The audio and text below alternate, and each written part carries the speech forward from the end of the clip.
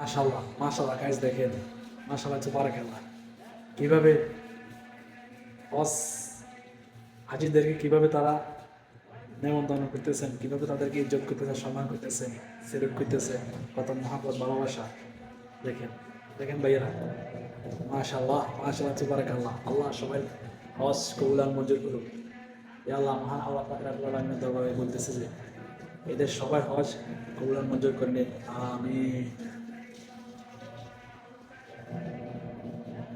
দেখতেছেন ভাইয়েরা, মাশাআল্লাহ তাবারাকাল্লাহ, মাশাআল্লাহ মাশাআল্লাহ কিভাবে ইজ্জত করে, কিভাবে সম্মানের সহিতে তাদেরকে স্বাগতম জানাইতেছে, সেটা তো আপনারা অবশ্যই দেখতেছেন। মাশাআল্লাহ তাবারাকাল্লাহ।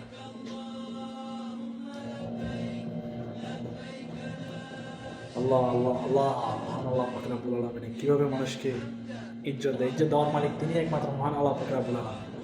ওনার সেই